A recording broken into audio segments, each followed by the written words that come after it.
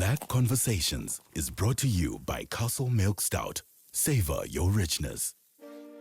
The opinions expressed within this series are solely of the individuals and do not reflect the opinions and beliefs of the Castle Milk Stout brand. Please be advised, the following program contains views which may be triggering for sensitive viewers. Do we want to tell white people's stories? Maybe that's another question I don't that know. we don't ask.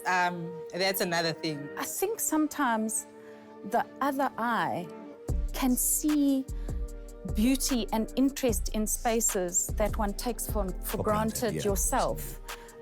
Hello, I am an actor, a voiceover artist, 5-time SAFTA winning actor, and I go by the name of Warren Masamola. My name is Tutu Busani Dube. I am an author of fictional novels. My name is Desiree Markroff, and I'm a producer and storyteller. Hi, I'm Silo Makika. I'm an actor, director, and playwright.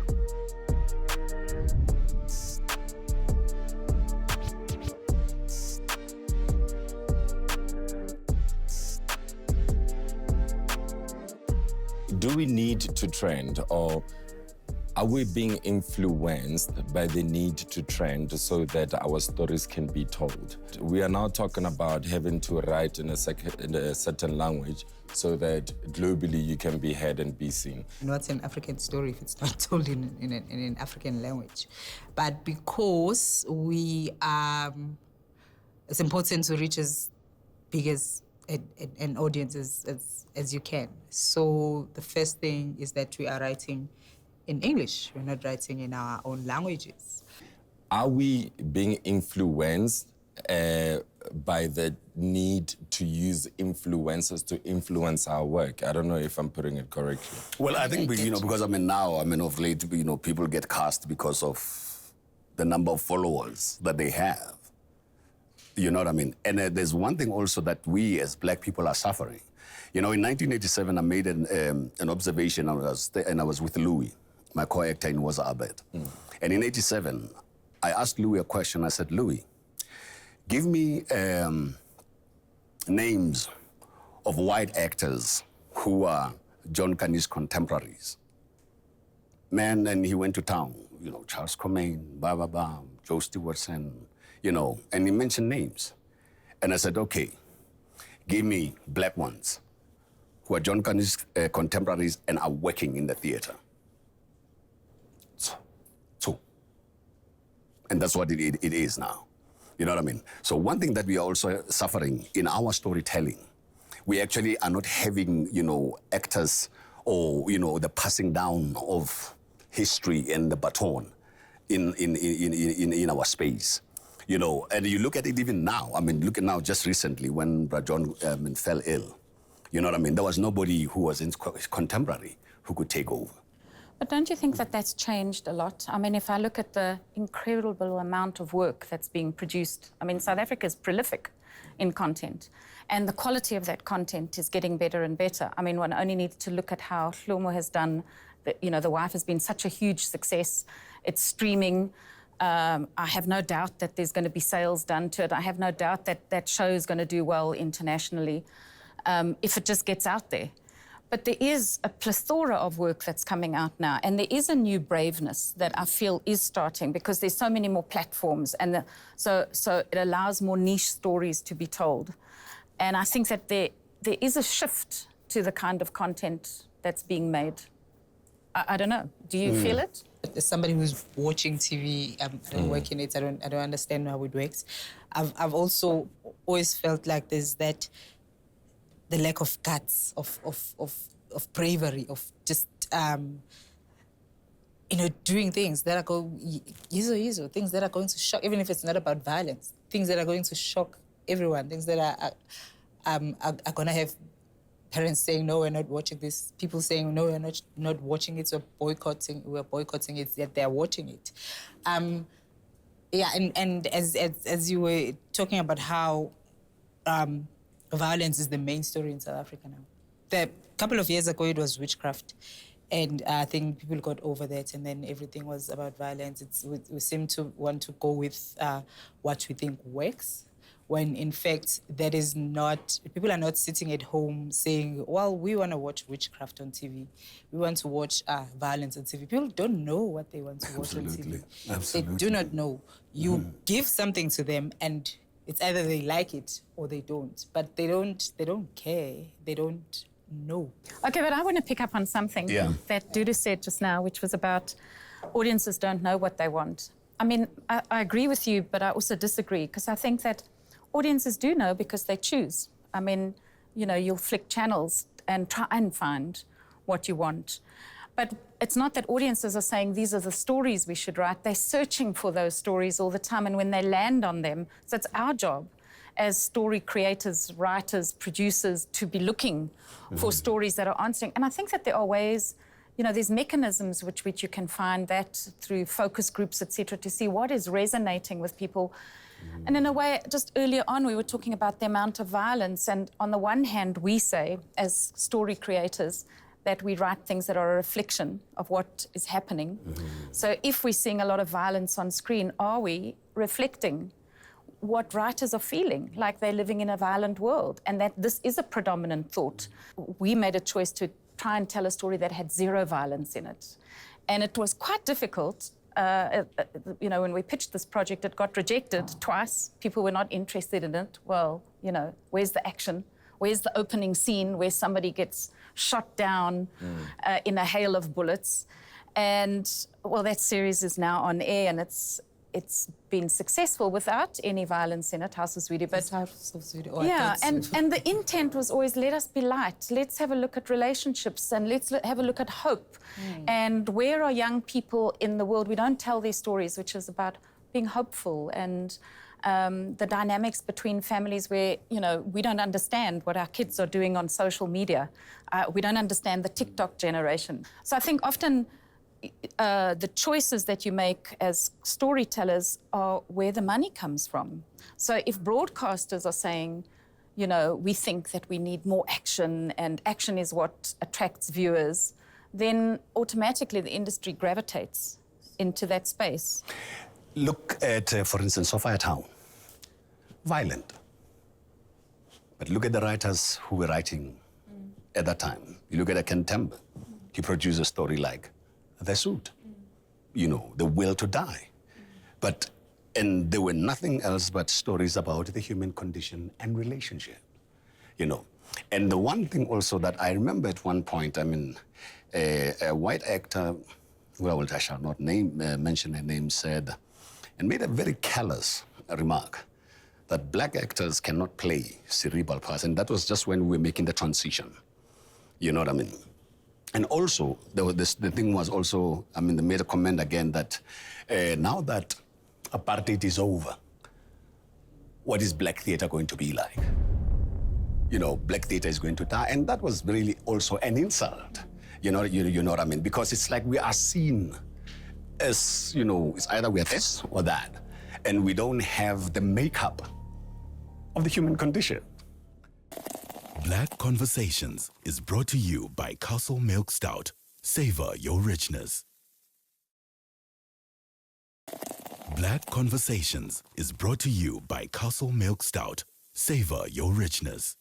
Is there anything that you hate or appreciate about the industry in general, and particularly yours as an author, writer, self-published author? About the arts industry, the creative industry, yes, I do hate the fact that there seems to be an idea that what we do is not work. It's a hobby. It's we're playing. We are here to entertain people. There's not much invested into the arts from the government and everybody else who has money. Even with people, for instance, in my case, I have, I think piracy in South Africa got very popular when it came to my books. Books get pirated too? Yeah, they did. Yeah. Mine got pirated. I think now it's just something that's being done very much. And I would have a situation where somebody does not understand why I am so angry about them scanning or copying my book and then and reading it. I mean, I should be happy that they're reading my book. I mean, come on. Why are you so angry about that? You know, even that whole thing of somebody scanning a whole book and emailing it to their friends and saying absolutely nothing wrong with that, and not understanding why I'm angry because I mean they are reading that they did not pay for it should not be a big problem. So there seems to be that a lot where people are just not taking us seriously. They're looking at us and saying, oh, they're having fun. Oh, they're famous. Oh, you know, they're living this life. And it's work. You wake up in the morning and you go to work like somebody who's going to drive a bus somewhere. And yeah, you're right. We're not being taken seriously, in this industry. And that's my, I share that, that sentiment with you, but also for me, also it goes even further because it is not just the government, even the production houses themselves. I don't think they really respect us. You know what I mean? And then also the other thing that actually comes is that there's this whole thing of like, no, we've got to bring new talent, we've got to bring young actors, we've got to bring young actors, we've got to bring young, and these young actors are growing up in a vacuum. Social media, and yes, it does water down the pool of talent in the country, in the industry, because it is quite sad to get people to be a part of the show because of the following they have on social media, especially when they don't have talent, because it translates when you watch TV. In the overseas, as much as they're bringing, it's not that new talent is not coming, you know what I mean? But you still have your Denzels and whoever, they're working there, you know what I mean? And basically, and also there is also that intergenerational, dialogue that needs to happen. I mean, when I started acting, bro, I mean, 77, acting stage balance. Beginning Gemma would go elongation of movement. I Googled that word, elongation. You know what I mean? And also, from that, and then you go to Gibson, and Gibson also. And have we really analyzed Gibson's approach? You know what I mean? That we need to deal. And now I think I'm in a, sort of like in an, nice position that I experienced that township acting of having to have stage balance, and when you walk, you do all those things. And then I went to Bragape. And then from Bragape, then I moved into what we now call natural or realistic acting. You know what I mean? And that has been a very interesting journey for me. And are we interrogating all these things? How do we get to be natural? And what do we mean by being natural? So there's a whole dialogue that really needs to happen. But one thing that I appreciate, and like I said, for instance, even when Yizo came, I looked at it and I said, wow, I can grow up. You know what I mean? Because that aspect of wanting to play that type of characters has been taken care of, And even now, if I would say to you, look at the space, like I made earlier on, that there is Brajon. Who's there in the middle? You know what I mean? Who's coming just after Brajon? And after that one who comes just after Brajon, who comes after them? And after them, basically, it is me. And Nabo Patrick Shai, Nabo Lokozana, and all that. And if you look at the space, we're actually being, and in theatrical space, and somewhat even, Patrick Shai, before he died, he was almost in obscurity. And there's almost, there's a concerted approach to make a certain generation obsolete. I would like to think in the greater scheme we are getting better because of the platforms that are available to us. It doesn't only force us to tell certain type of stories that will cater to a certain demographic or language because we are in South Africa. I think we are getting better, but it is obvious that some other channels are choosing to go a different direction.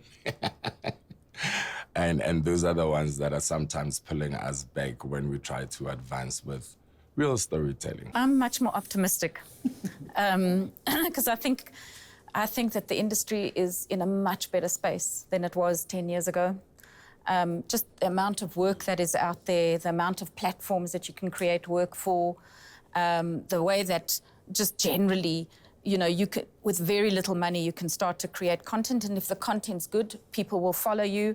You've got these new platforms like Proteon where you can, if you've got good enough content, people will follow you.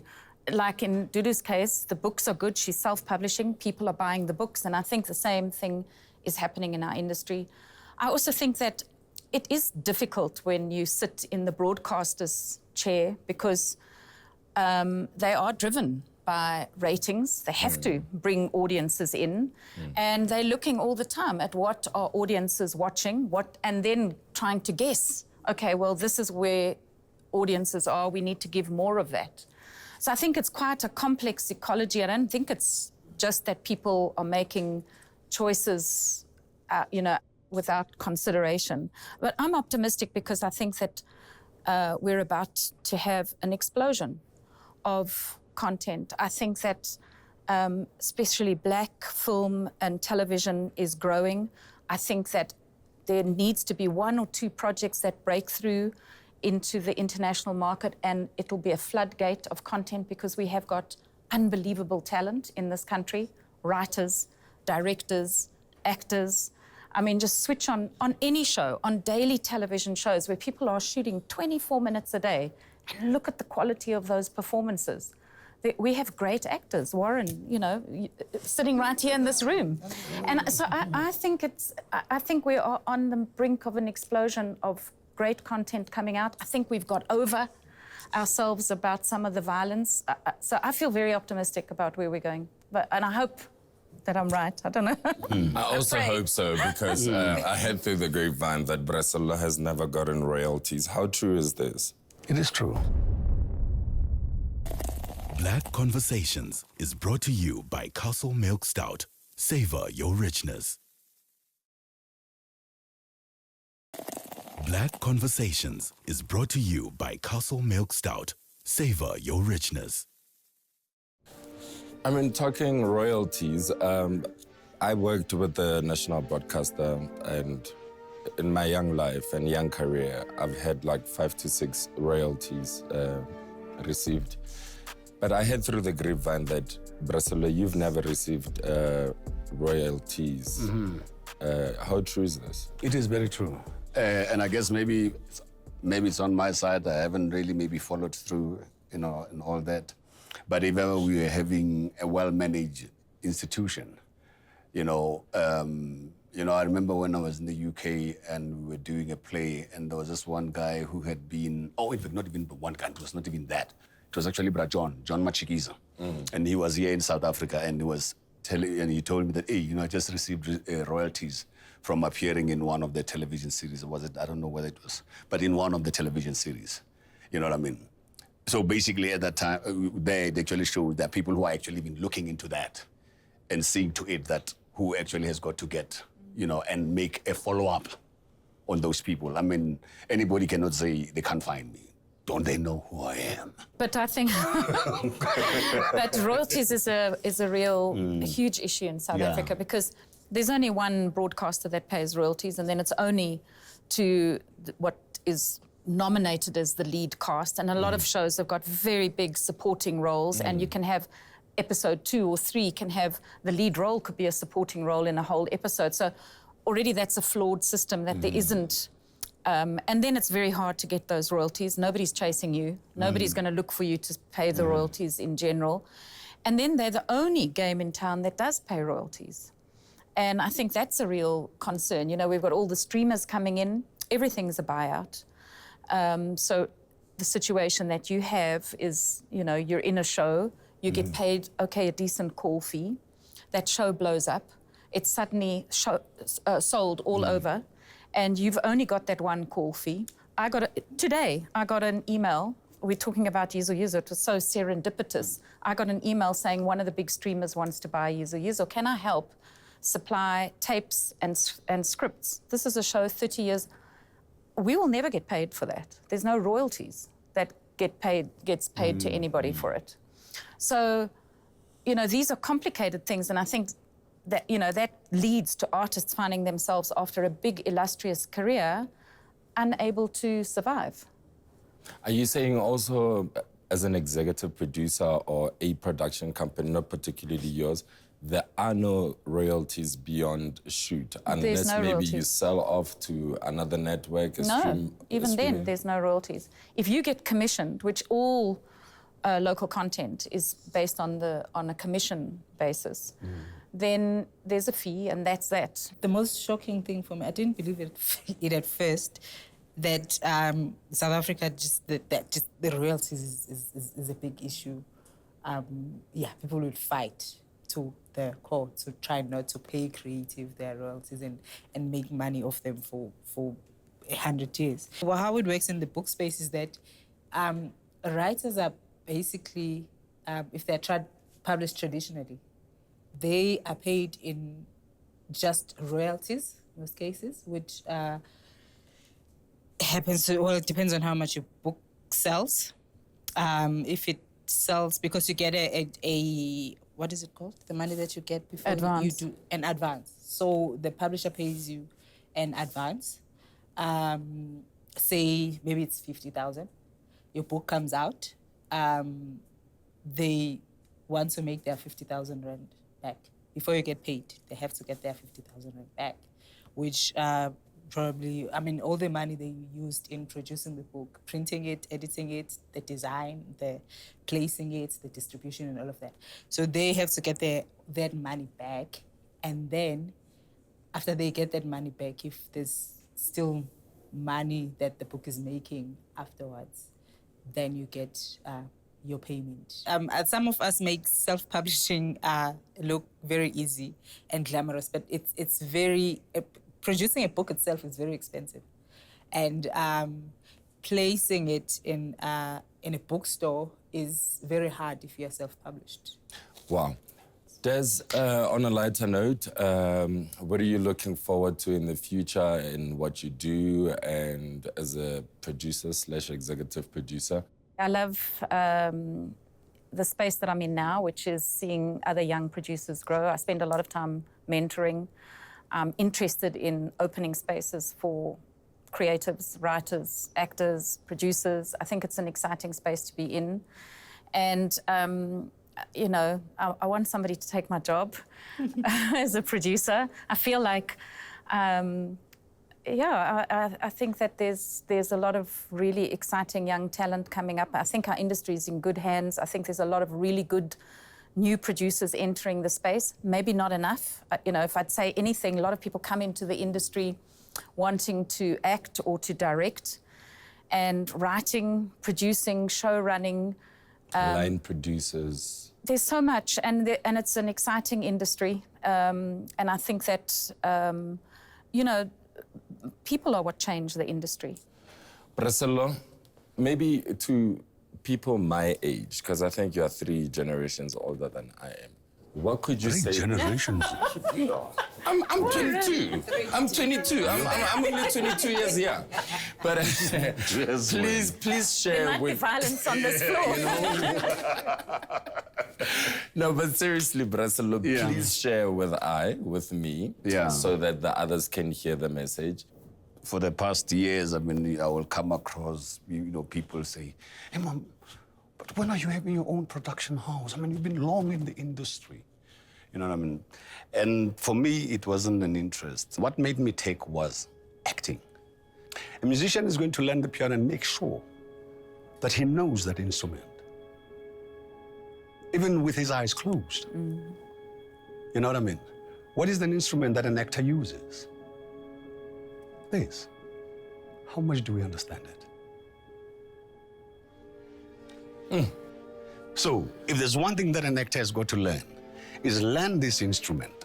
And to be able, I always laugh when sometimes we go, you got only one take out of me for the scene. You know what I mean? You are a master craftsman. You should be able to execute on demand if you are a master of your trade.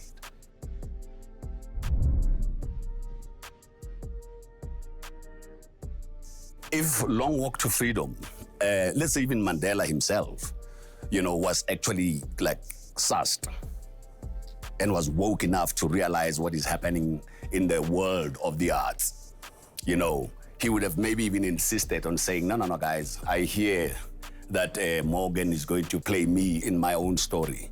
And what is needed is actually, because it's money, because probably they told him why. If Mandela actually stood up and said, you know what, this is what I understand. Can each and every South African donate R1 so that we do this ourselves? Oh, that's 57 million then, no? Exactly, bro. And we could have done that very easily. Black Conversations is brought to you by Castle Milk Stout. Savor your richness.